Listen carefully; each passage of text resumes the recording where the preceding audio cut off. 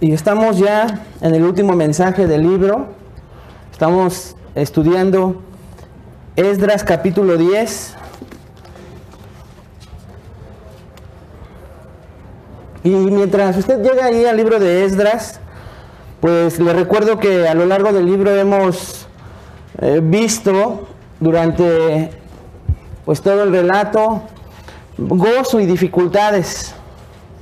Gozo cuando vemos que después de un exilio de 70 años del pueblo, puede por gracia divina regresar a su tierra, ¿no es cierto? Gozo cuando vemos que la buena mano de Dios es la que los está regresando y Dios mismo es quien facilita ese regreso. Gozo también cuando vemos que el templo en el primer regreso comienza a ser levantado. Hay gozo cuando vemos este tipo de cosas que ya estudiamos, que usted ya vio. Gozo, hermanos, cuando vemos que el pueblo está unido, el pueblo está en un mismo sentir, reúne de sus propios recursos lo necesario, el mismo rey pagano aporta lo material para el comienzo de la construcción del templo, de los cimientos. Todo eso nos causa gozo. Gozo, hermanos, cuando en el capítulo 7 aparece en escena Esdras, un hombre de Dios, en su segundo regreso, en el segundo regreso de este grupo de exiliados, y vemos cómo Dios le bendice antes de su viaje, durante su viaje y cuando llega ese grupo a Israel. Pero también tristemente vemos dificultades, por ejemplo, cuando algunos no pueden participar sirviendo en el primer regreso con Jesuá y Zorobabel porque no aparecen en la lista. También vemos dificultades, vemos tiempos difíciles cuando hay oposición, cuando se comienzan a levantar los cimientos del templo, hay oposición.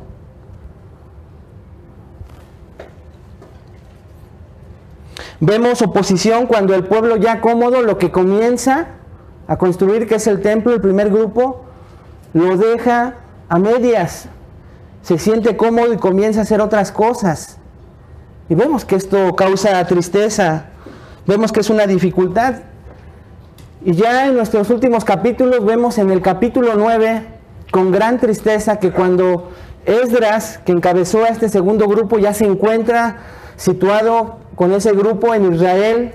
Recuerde que la meta de Esdras era restaurar la vida espiritual de Israel, no solo con el grupo que encabezaba y llegaba, sino con el grupo que 80 años anterior había regresado con Jesuá y Zorobabel. Pero la meta de Esdras era restaurar la vida espiritual de este pueblo que estaba apagada. La vida espiritual de adoración de este pueblo necesitaba ser confrontada, ver la causa de por qué estaba apagada, por qué este pueblo no adoraba a Dios como se debía.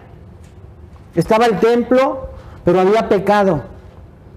Este pueblo era un pueblo que cumplía religiosamente con los dos sacrificios que se hacían en ese tiempo, uno a las 9 de la mañana, el otro a las 3 de la tarde, y ellos cumplían religiosamente, pero había pecado. ¿Cuál es el pecado? Que varios hombres habían tomado mujeres extranjeras y le recuerdo rápidamente que el problema no eran los matrimonios mixtos en sí, sino que estas mujeres habían decidido continuar con sus creencias religiosas y estos hombres copiaban y participaban de las abominaciones de estas mujeres en lo religioso. Esdras en el capítulo 9 le llega la noticia de este pecado y bueno, ya vimos la reacción de Esdras.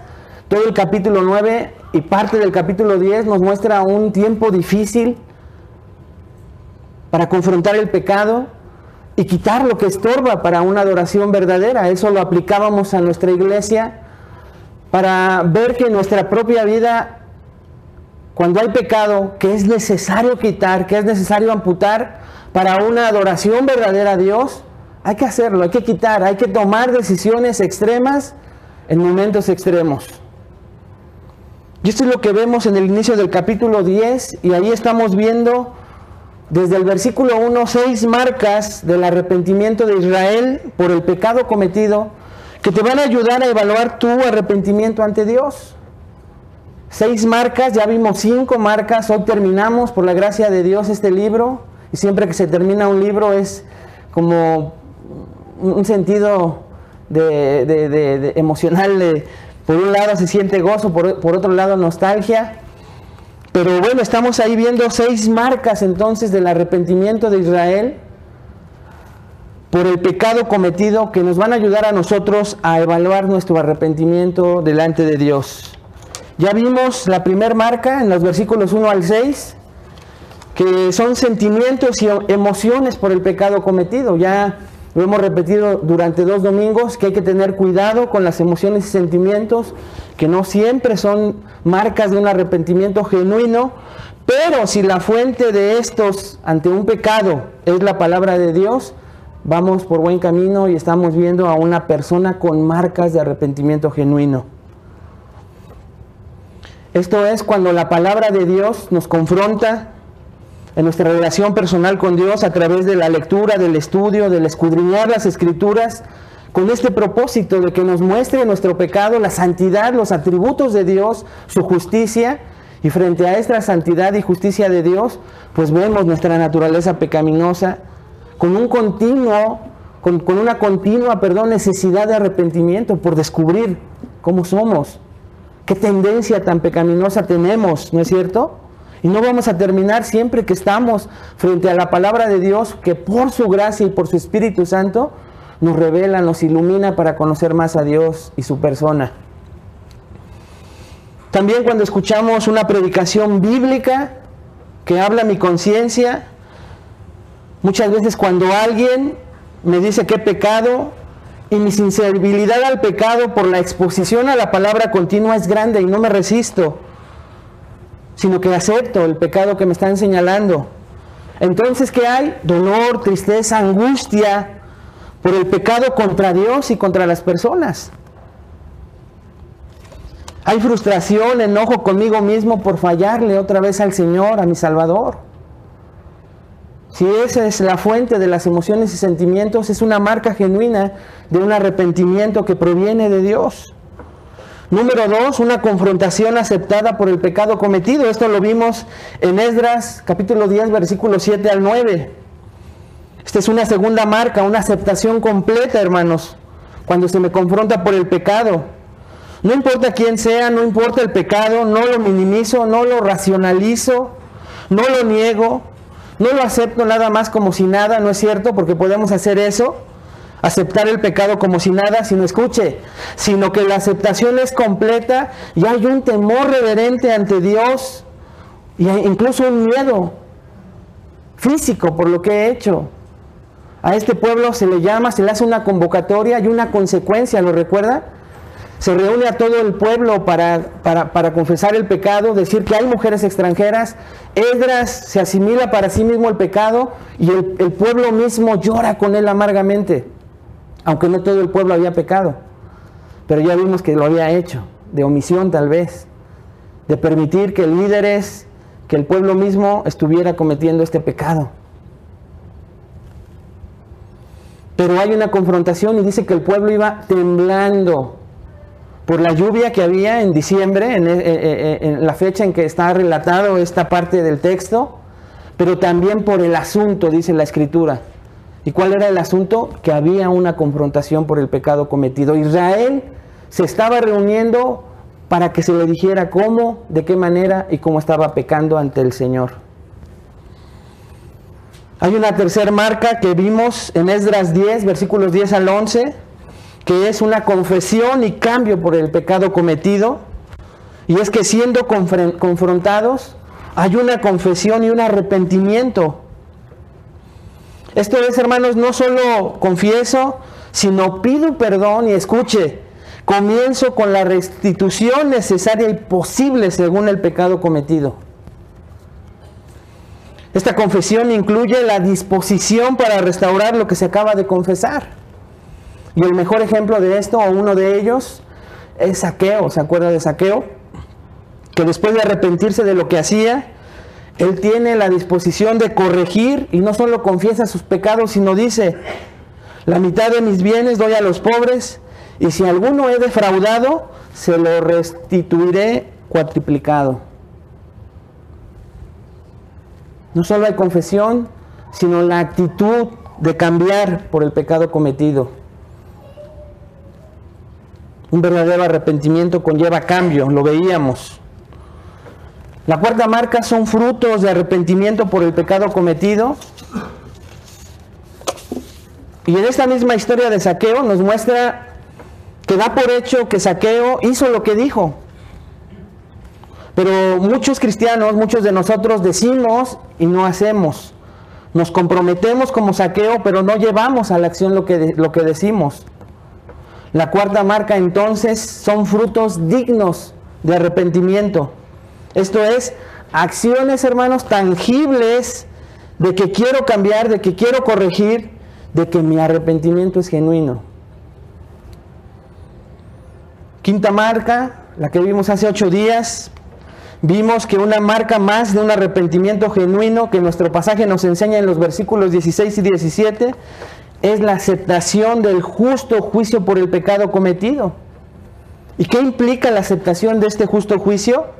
Lo veíamos, implica que aceptamos el señalamiento de la autoridad. En nuestro pasaje es Esdras quien levanta la voz y le dice al pueblo qué, cómo, cuándo y cuánto pecado hay en su vida.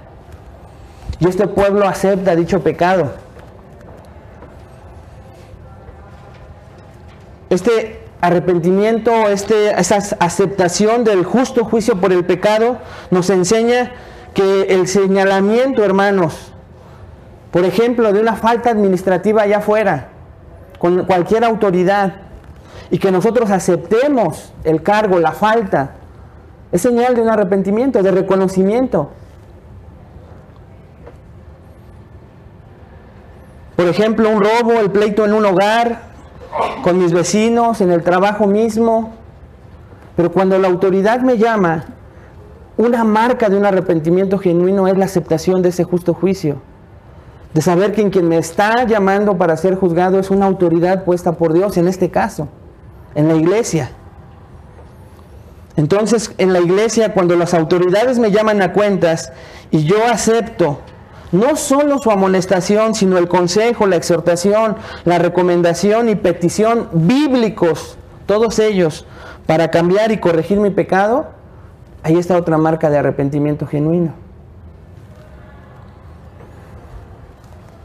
Dicha aceptación, hermanos, del justo juicio de Dios también quedaría incompleta si solo aceptamos hasta cierto punto nuestro pecado y no obedecemos las instrucciones bíblicas de las autoridades. ¿Para qué? Para mostrar frutos dignos de arrepentimiento. Por lo que entonces vamos a ver hoy la sexta y última marca del arrepentimiento por el pecado de Israel, que te van a ayudar a evaluar tu arrepentimiento delante de Dios. Y esta es el señalamiento minucioso por el pecado cometido, y esto lo vamos a ver en Esdras 10, 18 al 44. Parecen muchos versículos. Pero hermanos, el momento crucial ha llegado. ¿Para qué?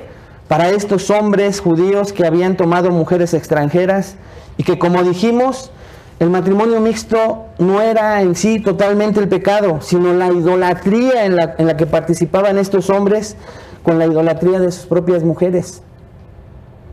Llega el momento en que cada caso, después de 3 meses, como dijimos hace 8 días, después de 3 meses es juzgado cada caso con mucho temor. Los jueces, los líderes que estaban puestos de cada provincia, analizaron cada caso por alrededor de 3 meses para no equivocarse. Esta lista es minuciosa y tiene, escuche esto, como primer objetivo a su audiencia original, que son los judíos que vivían la situación, que vieran que con temor y temblor cada caso había sido juzgado justamente, bíblicamente, conforme a la ley. Ningún judío de ese momento, ni después en las siguientes generaciones, con esta lista, hermanos, podría dudar de que cada caso fue juzgado justamente.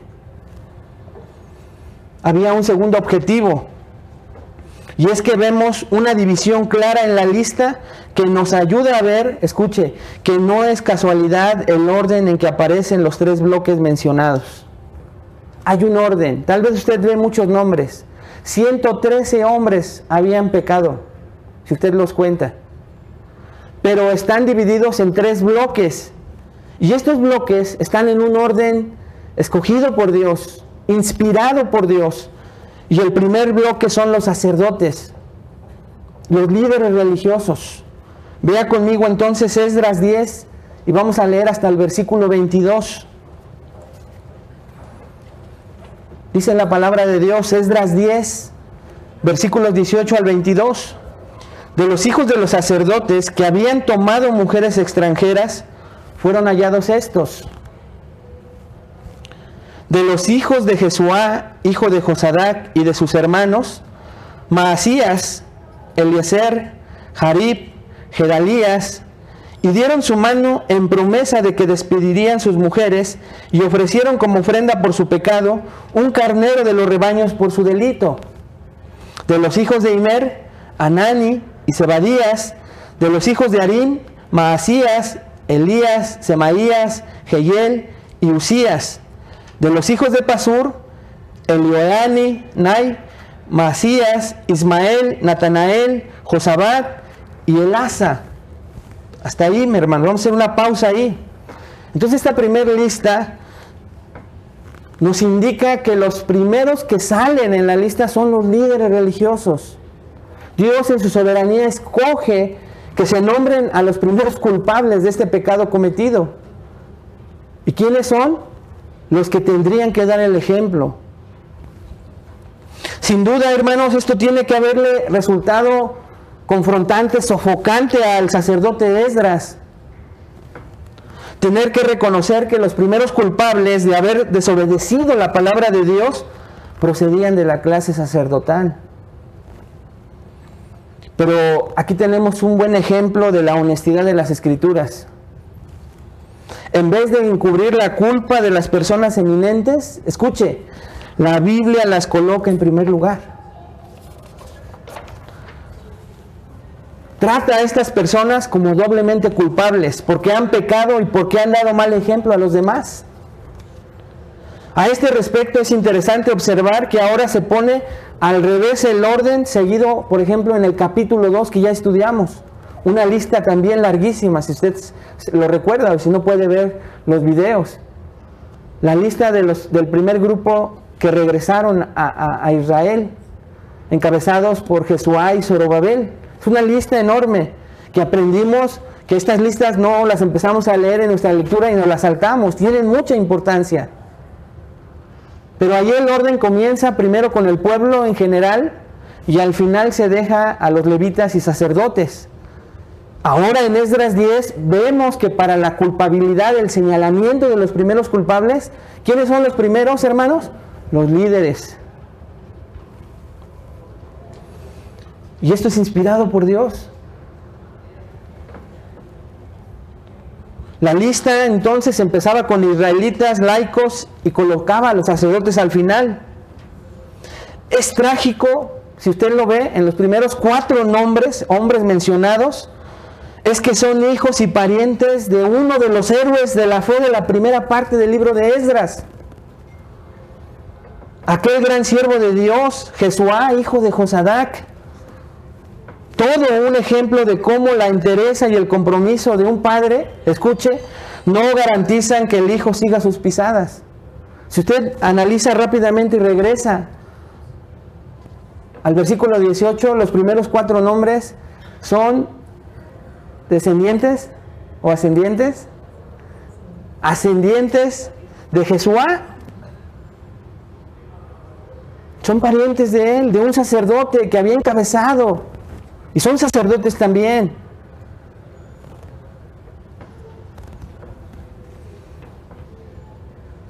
Y entonces estos sacerdotes son los primeros señalados en esta lista, hermanos. Y por supuesto, la sola admisión de la culpabilidad no es suficiente. Si son sinceros en su arrepentimiento, deben tomar medidas para rectificar la situación. Y en este caso, la resolución de su transgresión exigía 2 cosas. Por un lado, tenían que hacer restitución y rectificación, escuche, con lo más doloroso, y ahorita lo vamos a ver en una aplicación práctica a nuestros días, separándose de estas esposas ilegítimas, y muchos de ellos volviendo a sus esposas legítimas en caso de haberse divorciado de ellas, de haberse separado de ellas. Por un lado era eso. Por otro, debían expiar su pecado ofreciendo al Señor el sacrificio, exigido por la ley, por lo que establecía la ley. Así que vaya conmigo a Levítico 6, donde vemos qué era lo que pedía la ley para este tipo de pecados. Ahí vemos las ofrendas en esta parte de Levíticos que debían llevarse para la expiación de los pecados. Y vamos a ver dos pasajes donde no se dice explícitamente que son los sacerdotes quienes tienen que hacer esto. Se dice que cualquiera que peque. Entonces, tanto levitas como el pueblo en general, que vamos a seguir viendo en nuestra lista, muchos de ellos tenían que pagar de esta manera. Vea lo que dice Levítico 6, del 1 al 7. Dice: habló Jehová a Moisés diciendo: cuando una persona pecare e hiciere prevaricación contra Jehová, y negare a su prójimo lo encomendado o dejado en su mano, o bien robare o calumniare a su prójimo, o habiendo hallado lo perdido después lo negare y jurare en falso, en alguna de todas aquellas cosas en que suele pecar el hombre, entonces, versículo 4, habiendo pecado y ofendido, restituirá aquello que robó, o el daño de la calumnia, o el depósito que se le encomendó, o lo perdido que halló. O todo aquello que sobre que hubiere jurado falsamente, lo restituirá por entero aquel a quien pertenece, y añadirá a ello la quinta parte en el día de su expiación. Versículo 6, y para su expiación de su culpa, traerá a Jehová un carnero sin defecto de los rebaños, conforme a tu estimación, y lo dará al sacerdote para la expiación. Y el sacerdote hará expiación por él delante de Jehová, y obtendrá perdón de cualquiera de todas las cosas en que suele ofender. Entonces, por un lado, había que restituir a estas mujeres la revisión minuciosa de cada caso, hermanos. No iba a pasar por desapercibida por estos hombres que juzgaban el caso con temor de Dios, y estas mujeres que tenían que ser separadas del pueblo junto con sus hijos, no iban a ser abandonadas, iban a ser restituidas conforme a la ley también. Entonces el sacerdote en lo espiritual tenía que ofrecer el carnero pedido por esta parte de Levítico 6, pero por otro lado tenía que hacerse responsable de una mujer y de uno o varios hijos. Levítico 6, un poco más adelante, versículos 15 al 16, nos dan más detalle de esto. Mire lo que dice. Levítico 6, 15 al 16. Anótenlo, léalo, para que no vaya, no nos tardemos tanto. Dice Levítico 6, versículos 15 al 16. Cuando alguna persona cometiere falta y pecare por yerro en las cosas santas de Jehová, traerá por su culpa a Jehová un carnero sin defecto de los rebaños, conforme a tu estimación, en siclos de plata del siclo del santuario, en ofrenda por el pecado. Versículo 16. Y pagará lo que hubiere defraudado de las cosas santas, y añadirá ello la quinta parte, y lo dará al sacerdote, y el sacerdote hará expiación por él con el carnero del sacrificio por el pecado, y vea, tanto en uno como en otro, y será perdonado. Esto era lo que pedía la ley, ellos tenían que cumplir. El versículo 19 de Esdras, regrese ahí rápidamente, dice que estos sacerdotes juraron, esto es, literalmente dieron la mano. Nosotros, hermanos, estrechamos la mano como señal de amistad y saludo. Ellos daban como garantía de cumplir su promesa, daban la mano, de respetar lo acordado, o en otras palabras, juramentaban a través de darse la mano. Y es lo que estos hombres hacen. Era lo que la tradición judía conocía. Cuando escucharon o leían la frase, los primeros oidores del libro de Esdras, y veían esta frase, sabían lo que acontecía. Segunda de Reyes 10:15 nos da una señal de esta estrechez de la mano. Vea lo que dice, Segunda de Reyes 10:15. Yéndose luego de ahí, se encontró con Jonadab, hijo de Recab, y después que lo hubo saludado, le dijo: ¿es recto tu corazón como el mío es recto con el tuyo? Y Jonadab dijo: lo es. Pues que lo es, dame la mano. Y él le dio la mano, luego lo hizo subir consigo en el carro. Entonces, ¿se da cuenta en este ejemplo de estos dos hombres? El darse la mano era señal de juramentar, de decir acepto. lo que te estoy diciendo es cierto. Ahora bien, hermano, quiero hacer una pausa para hacer una aplicación práctica a nosotros. Entonces vemos el primer grupo. El primer grupo son los líderes. El Señor Jesús también condenó y señaló, confrontó primeramente a los líderes religiosos de su tiempo. No vaya, solo escuche. Escuche lo que dice Mateo 23, 1 al 7. Solo escúchelo, hermano. Estamos en una aplicación de lo que quiere Dios hablarnos en esta historia de Esdras, pero ahora tu vida.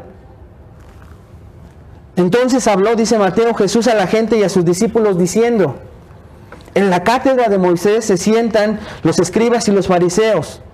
Así que todo lo que os digan que guardaréis, guardadlo y hacedlo. Mas no hagáis conforme a sus obras, porque dicen y no hacen. Porque atan cargas pesadas y difíciles de llevar y las ponen sobre los hombros de los hombres. Pero ellos ni con un dedo quieren moverlas. Antes hacen todas sus obras para ser vistos por los hombres, pues ensanchan sus filacterías y extienden los flecos de sus mantos y aman los primeros asientos en las cenas y las primeras sillas en las sinagogas y las salutaciones en las plazas y que los hombres los llamen rabí, rabí. El Señor no para con su exhortación. Hay escribas y fariseos escuchándolo, hermano. Vea el versículos 13 y el 17, solo escúchelo. Mas hay de vosotros, escribas y fariseos, hipócritas, porque cerráis el reino de los cielos delante de los hombres, pues ni entráis vosotros ni dejáis entrar a los que están entrando. Ay de vosotros, escribas y fariseos, hipócritas, porque devoráis las casas de las viudas, y como pretexto hacéis largas oraciones, por esto recibiréis mayor condenación. Ay de vosotros, escribas y fariseos, hipócritas, porque recorréis mar y tierra para ser un prosélito, y una vez hecho lo hacéis 2 veces más hijo del infierno que vosotros. Ay de vosotros, guías ciegos, que decís: si alguno jura por el templo no es nada, pero si alguno jura por el oro del templo es deudor. Insensatos, ciegos, porque ¿cuál es mayor, el oro o el templo que santifica el oro? Y continúa el Señor Jesucristo. Hermanos, tanto en nuestro pasaje de Esdras como este ejemplo del Señor Jesucristo, la condenación para quienes sirven al Señor en una posición que por gracia Él les dio, tienen que tener con el cuidado con el pecado, perdón. Tienen que tener mayor cuidado por el pecado, porque son ejemplo, son guía. Y aquí tú podrías decir: ay, no soy pastor, ya me salvé. No, hermano, eres una figura de autoridad en tu hogar, con tu familia, con tus cercanos, con tus vecinos, en tu trabajo. Eres una figura de autoridad.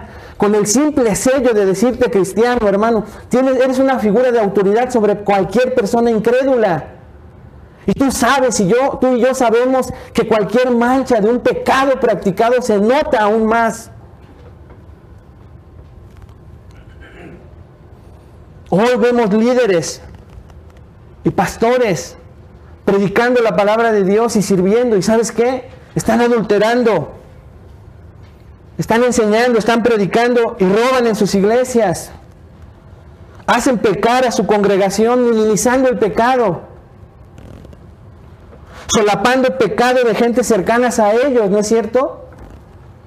Vemos pastores predicando, aún y cuando están practicando muchas veces el pecado en lo oculto.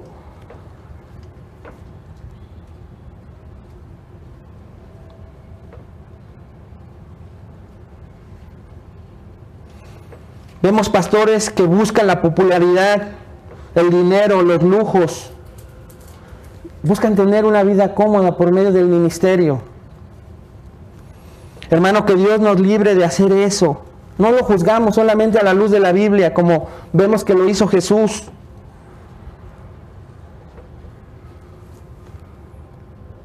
Sino que si analizamos todo esto, hermano, a la luz de todo lo que es el pecado y lo horroroso, de que deberíamos aborrecer el pecado, esto que oímos en otras iglesias debería de dolernos, debería de lastimarnos.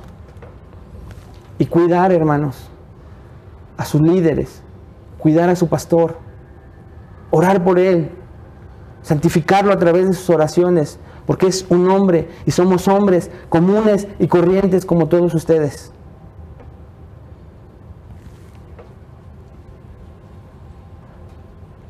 Que Dios nos ayude a todos como congregación a ser líderes que dan ejemplo de estudiar, escudriñar, que se esfuerzan por vivir y que enseñan la palabra de Dios, como era este hombre Esdras.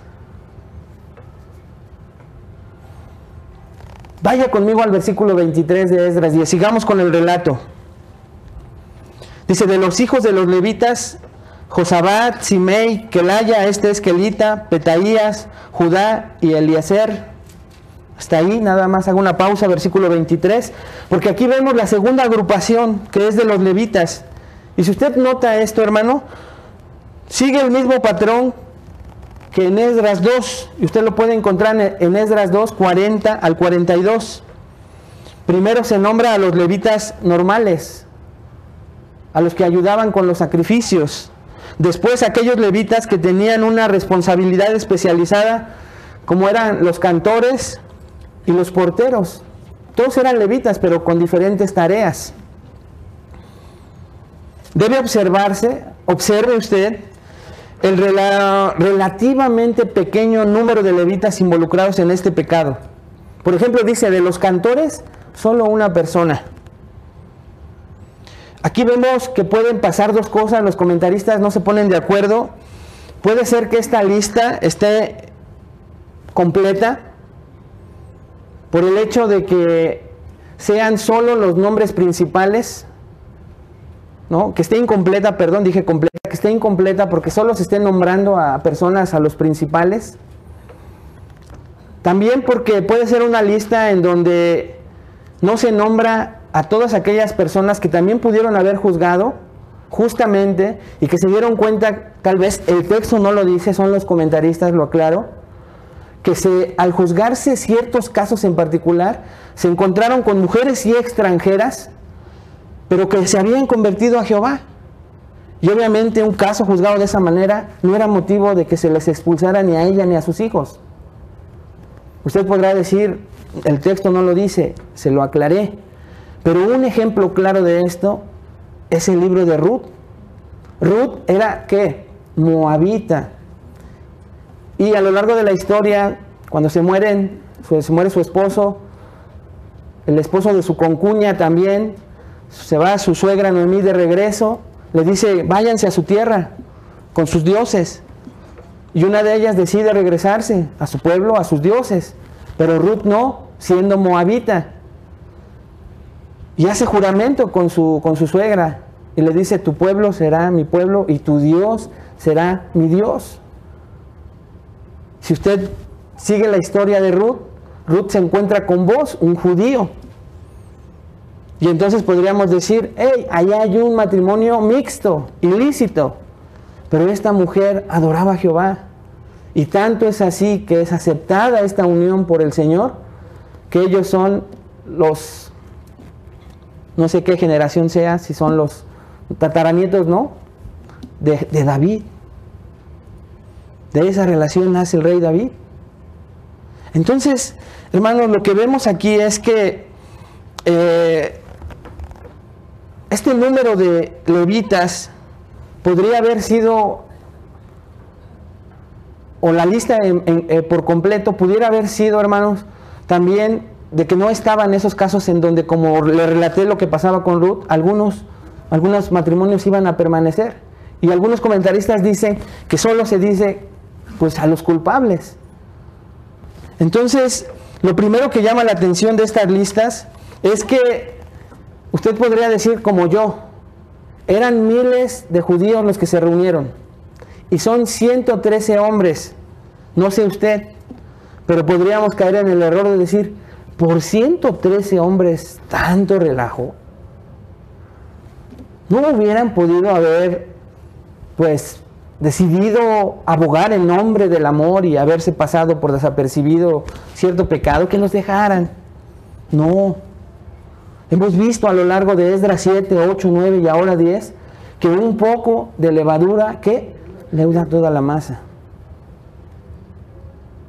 Y estaba el pueblo en un momento crucial. Regresaban de un exilio de 70 años, que los había llevado el exilio de esos 70 años precisamente la idolatría. Y en ese momento crucial tenían que tomarse decisiones igual de radicales y cruciales.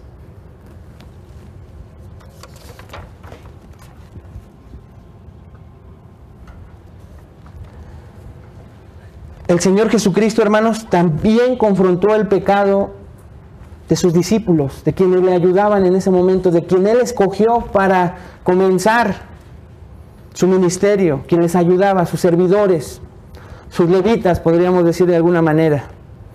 Marcos 10, 41 al 44, solo escúchelo. Dice, cuando lo oyeron los 10, están ahí los discípulos, ¿y qué cree que están haciendo? Están peleando.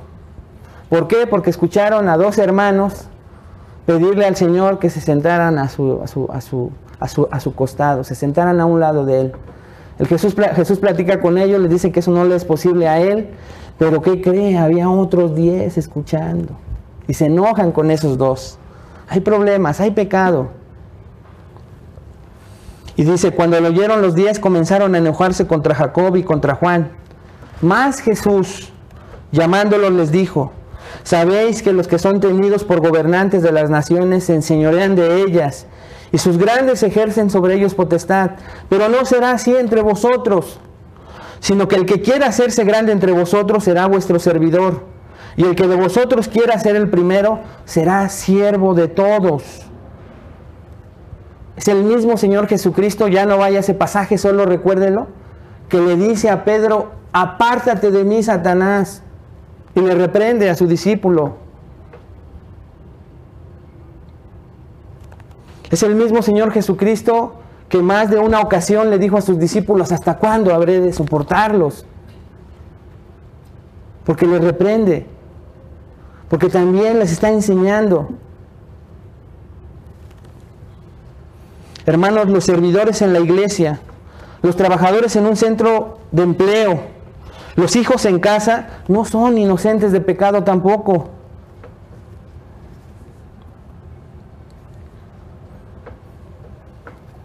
Y por supuesto que a la luz de Esdras 10, hoy también muchos de nosotros, escuche, muchos de nosotros, si hubiese una lista, apareceríamos en ella. Si somos honestos. Iglesias con servidores con apariencia de piedad, atestados de pecado también.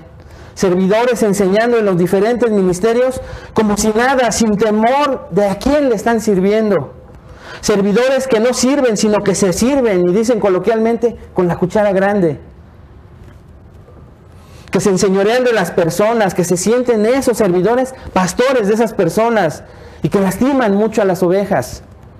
Servidores hipócritas, hermanos, que son barberos con el liderazgo de la iglesia, pero que tratan sin amor a los congregantes que ellos consideran de más bajo rango, que se portan de una manera con los servidores y de otra manera con la gente,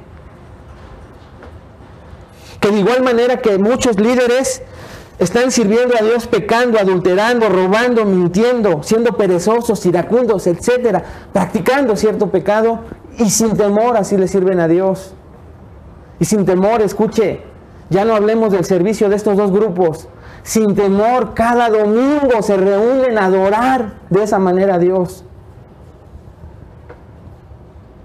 Si aquí era necesaria la reforma de Esdras para adorar a Dios, a Jehová en ese momento, en espíritu y en verdad, el llamado para la iglesia esta mañana es exactamente el mismo. Tenemos que renovar y transformar nuestra adoración a nuestro Dios, y el pecado estorba, hermano, el pecado estorba. No podemos correr el riesgo de este pueblo en Esdras 9, de venir al sacrificio de cada domingo a un estudio, pero que sigas practicando cierto pecado que necesita, escucha esta mañana, necesita ser amputado, necesita ser quitado de tu vida.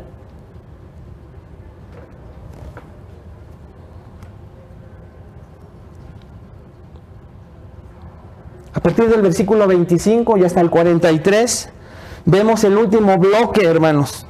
No lo voy a leer. porque es una lista de nombres. Y por causa de tiempo, usted léalo. Es una lista de nombres más larga, pero escuche, tiene una singularidad cuando se puede estudiar más a profundidad. Aunque sea la lista más larga, en porcentaje de todos los que regresaron, en porcentaje, aunque usted vea un número mayor de personas, en porcentaje es menor el porcentaje de personas que pecaron del resto del pueblo a los líderes y servidores de la iglesia. Impresionante.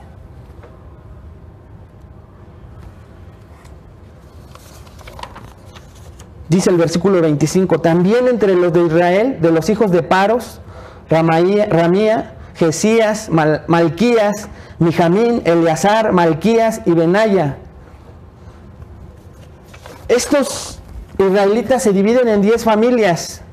Si usted lo ve, lo checa con calma en casa. 9 de las cuales, escucha hermano, 9 de las cuales son mencionadas también en la famosa lista de Esdras 2. Le pongo un ejemplo, vea lo que no tenemos tiempo para hacer. Pero de los hijos de Paros, que es el que se nombra ahí primeramente, volvieron del cautiverio 2.172 personas. Esto lo ve usted en Esdras 2:3. 2.172 personas. De entre sus descendientes, 7 habían tomado esposas paganas. Saque usted el porcentaje de 7 personas con 2.172 que regresaron. Es menor, aunque sean más.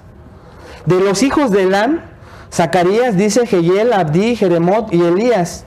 Esto lo ve en Esdras 10:26. En el momento del primer retorno, los hijos de Elam eran 1.254 según Esdras 2:7. 6 de los cuales habían sido encontrados ahora como culpables. 6 de 1.254. Le doy un último ejemplo.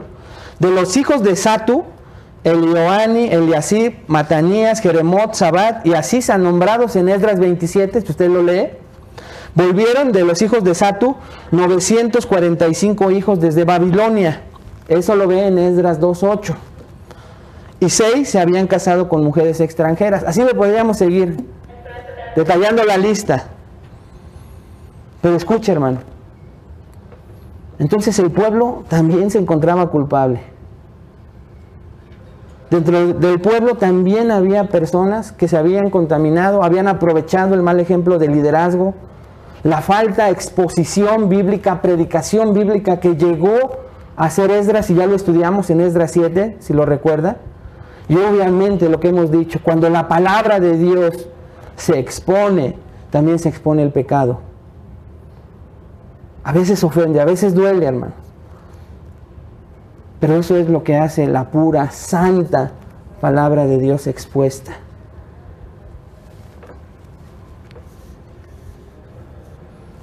De ahí nos vamos a ir rápidamente, por el tiempo, a Esdras 10:44. Dice Esdras 10:44, todos estos se habían casado con mujeres extranjeras, y algunos de ellos tenían mujeres que les habían dado a luz hijos. El último versículo del libro. Y si usted nota la segunda parte de este versículo, y algunos de ellos tenían mujeres que les habían dado a luz hijos, como que termina raro el libro, ¿ya se dio cuenta? O sea, ¿qué pasó? Es muy oscura esta parte. Dice, algunos de ellos pues tenían mujeres e hijos. Todo está en un clímax grandioso y de repente dice, pues ya, estos habían tomado y algunos de estas mujeres tenían hijos. Se acabó el libro. ¿Qué pasó? ¿Por qué tan abruptamente acaba el libro?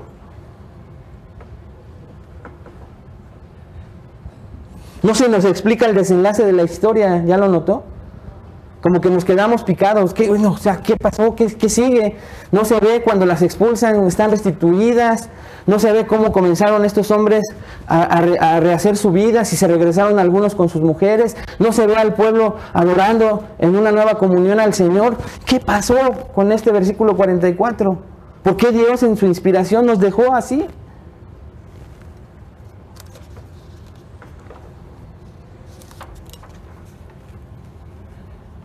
No se nos dice nada más. como que el libro nos deja en vilo, ¿no? Así. Pero algo que podemos recordar, hermanos, es que el propósito era que nos dejara la expectativa de cómo restaurar, al final del contexto de Esdras, restaurar la vida espiritual de ese pueblo, recién salido del exilio, recién retomando su relación con su Dios Salvador, Jehová de los ejércitos. Para nosotros, en cierto sentido, este final es apropiado. Le voy a decir por qué. Porque al final de cuentas, Esdras vuelve a Jerusalén con el expreso objetivo de implantar la ley de Dios. Y lo hace. Lo hace por medio de la ley. Pero la ley para nosotros ahora es de cierta manera obsoleta. Nosotros ya no estamos en el pacto mosaico en el que se encontraba el pueblo. Romanos 3:20 dice algo parecido, ya que por las obras de la ley ningún ser humano será justificado delante de él, porque por medio de la ley es el conocimiento del pecado, y eso es lo que provoca el libro de Esdras. Por medio de la ley, del relato del libro de Esdras, ¿qué dice ahí? Es el conocimiento del pecado. Y todos los que han sido fieles, domingo con domingo, o que han visto los videos, y si no lo invitamos a que lo vea, casi todo el libro de Esdras en su exposición, en su explicación y en su aplicación para nosotros, expone nuestro pecado tremendamente. Expone nuestro pecado tremendamente. Expone que ese pecado impide que adoremos a Dios como Él se merece, como Él nos lo pide en su santa palabra. Quiero terminar, hermanos, con una reflexión de lo que Esdras al final de su libro nos está queriendo enseñar. Dos cosas. No puedo pasar por desapercibido enseñarles esto. Esdras no está enseñando acerca del divorcio.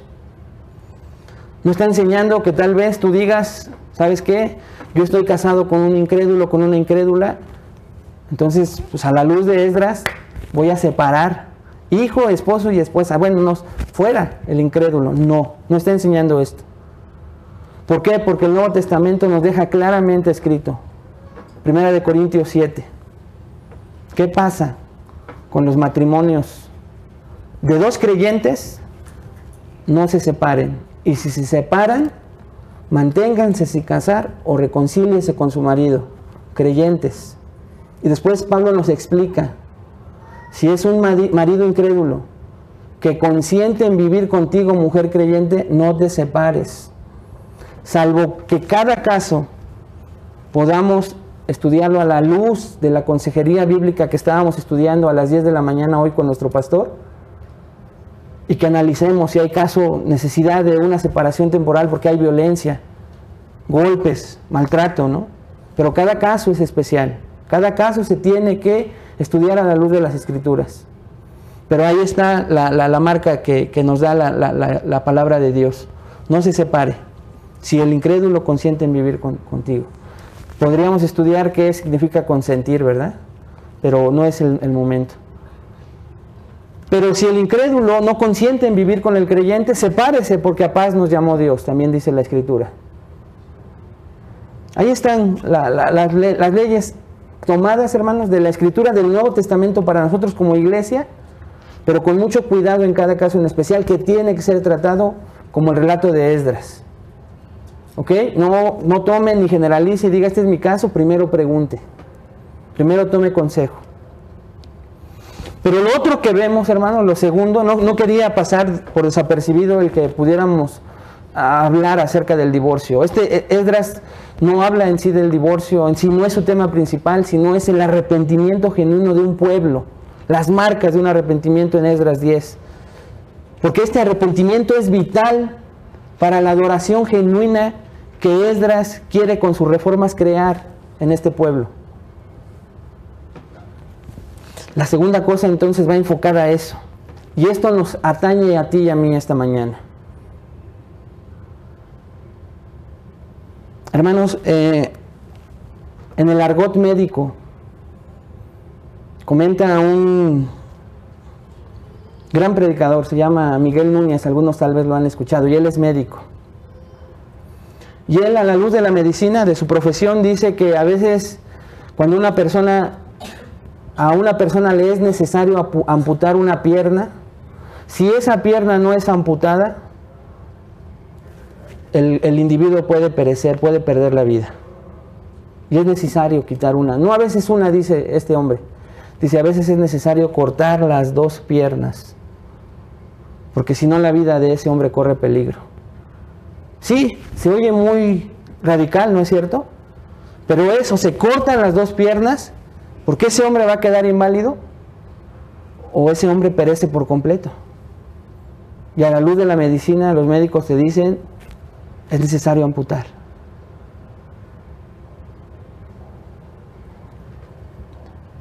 El Señor Jesucristo, hablando hiperbólicamente, no literalmente, también nos enseña en su palabra y dice, si tu ojo te es ocasión de pecado, ¿qué dice?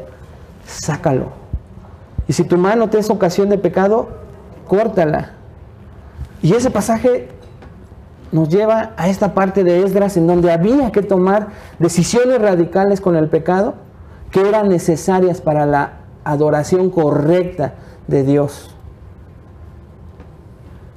Tanto el ejemplo de la medicina como estas breves palabras que les tomo de los versículos donde Jesús habla de que hay que quitar ojo, que hay que quitar mano, es donde quiero terminar mi última exhortación con cada uno de ustedes, hermanos. Revisa a la luz de la palabra de Dios. Revisa a la luz de la palabra de Dios. Esta mañana revísalo. Pero si tú estás aquí con el firme propósito de adorar a Dios, vienes cada domingo con ese propósito, tal vez necesites ser amputado cierto pecado en tu vida. Tal vez necesites ser amputado cierto pecado, erradicado de tu vida, porque escucha, tu salvación puede ser considerada dudosa, porque tal vez llevas practicando ya algún tiempo ese pecado, y el que practica el pecado, dice Primera de Juan, es del diablo. Yo no lo digo, ahí dice, hermano.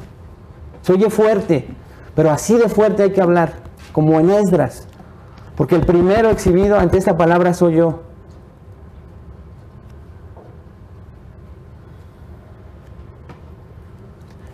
Tal vez llevas tiempo practicando ese pecado.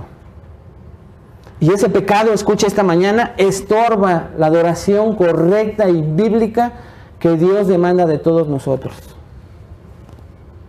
Se acabó el tiempo en venir a fingir que somos buenos unos instantes, que nos abrazamos, nos saludamos y que al salir de aquí podemos hacer lo que nosotros queramos, como ese pueblo hacía. Te estás equivocando, no es la adoración. Esa adoración la aborrece el Señor, y hay una inmensidad de versículos que lo dicen. No es agradable esa adoración a Dios. Déjala de hacer. Nadie está hablando de perfección. Estoy hablando de cierto pecado que tal vez Dios te está mostrando es necesario amputar, quitar. No solo en lo personal, de la misma iglesia, hermanos.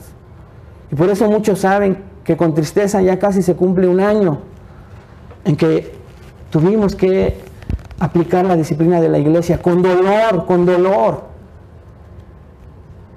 y tener que separar a personas que amábamos, con las cuales servíamos. Es necesario. Escuché la historia y con esto termino, de un matrimonio que llegó a consejería, y uno puede tener empatía, tal vez los padres pueden tener empatía con esto, pero es la verdad de muchos padres hoy en día. Llegaron llorando, contando la historia de que acababan de correr a uno de sus hijos de su casa. Hombres de Dios, un matrimonio ejemplar. Pero llegaron llorando de que habían tenido que decirle a uno de sus hijos, vete de la casa. Porque el mal ejemplo, porque el pecado de este hijo podía corromper a la familia completa. Y yo les pregunté,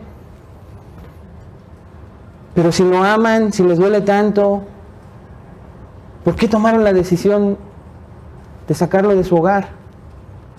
La primera respuesta fue, porque tenemos otros hijos. Y si ven que nosotros pasamos por alto ese pecado, Les tendríamos que decir a ellos que pueden, le estamos diciendo a ellos que pueden hacer lo mismo. Estaban llorando, hermanos. Me traslado a otra historia con un caso similar, en otro matrimonio ejemplar, llorando por una decisión extrema con un hijo. Y ellos dicen, les pregunté por qué, me dicen, nosotros no tenemos otro hijo. Pero nos es necesario honrar más a Dios, adorar más a Dios en nuestro hogar, que adorar a nuestro único y solo hijo que tenemos. Son tremendas cosas, pero realidades verdaderas que uno se enfrenta en el ministerio, cosas reales que a nadie se le pide aquí, ¿verdad?, que pueda hacer. Me estoy yendo a los ejemplos que ahorita Dios trajo a mi memoria, que anoté aquí en mis notas, que Dios sabe por qué lo anoté. Estos hombres y mujeres de Esdras se iban a divorciar de mujeres que amaban y de sus propios hijos. Pero hay veces, hermano, que cristianos se divorcian de sus hijos, que permanecen en pecado, que no les importa, que deshonran a sus padres. Y es necesario tomar decisiones radicales como esas. Pero también es necesario que revisemos a la luz de la Escritura esta mañana si tú y yo nos tenemos que divorciar, separar, amputar de algún pecado que Dios esté hablando a tu vida que impide que adoremos a Dios como Él se merece. Con tristeza, no en esta iglesia, me daría mucha tristeza de repente, incluso a los que se congregan. En otros lados sí me ha tocado ver y que me digan, ¿no? Tal vez tu idolatría hoy es el celular y hasta aquí te afecta, porque en la apariencia de estar viendo según tu Biblia, estás idolatrando, y cuando vibra, porque pues lo tienes en silencio, te gana la tentación de ir a idolatrar. Ese mensaje de WhatsApp, ese mensaje de Facebook es para mí. Y en otras ocasiones, en otras iglesias, con tristeza me decían, Juan, Pedro, Vilma, Betty, los Picapiedra, están haciendo esto. Y veía cómo a lo que se enfrentaban en casa se empezaba a trasladar a la iglesia. Así es el pecado de destructor. Cuando ya no lo podemos ocultar en casa, en el trabajo, en la sociedad, si te dices cristiano, va a terminar afectando a la iglesia por completo. Y ahí es necesaria la disciplina. Aprendamos del libro de Esdras, y si Dios habló a tu vida, vamos a pedirle ayuda, hermanos. Inclinemos nuestro rostro. Bendito Señor, aquí estamos como tu iglesia, como tu pueblo escogido. Señor, sabemos que así como de dos pueblos hiciste uno, aquí estamos, Señor, como un solo pueblo, donde ni raza, ni color, clase social, conocimiento importa, Señor. Simple y sencillamente somos pecadores redimidos. Qué bendición es llegar a un lugar donde nada, Señor, que no sea sentirnos salvos por tu gracia, nos hace amarnos y estar unidos como iglesia. Síguenos manteniéndose en ese sentir, Señor. Síguenos manteniendo como una iglesia en donde cada vez que entramos dejamos títulos, dejamos altanería, dejamos posición y simple y sencillamente somos pecadores redimidos por gracia. Pero en esa condición, Padre, estamos delante de ti como este pueblo estuvo en algún momento, revisando esas marcas y viendo que existía en este pueblo las marcas de un arrepentimiento genuino que queremos en el nombre de Jesús pedirte haya en todos nosotros, Padre. Ayúdanos a encontrar un arrepentimiento como este y permítenos tomar, Señor, las decisiones necesarias para erradicar de nosotros algún pecado que estorbe en la manera en que te adoramos, te servimos. Somos testigos y testimonio allá afuera. Pon en nosotros un arrepentimiento genuino para aborrecer dicho pecado y acabar con él. No seguirlo justificando, no seguirlo minimizando, sino verlo a la luz de lo que hemos visto de tu bendita palabra, y tengamos en nuestras manos, Padre, por medio de tu gracia solamente, la fortaleza para erradicarlo de nuestras vidas, y que te agrades con nuestra adoración, cada vez más genuina. Te lo pedimos, Señor, en el nombre de Cristo Jesús. Amén. Que Dios le bendiga, hermano.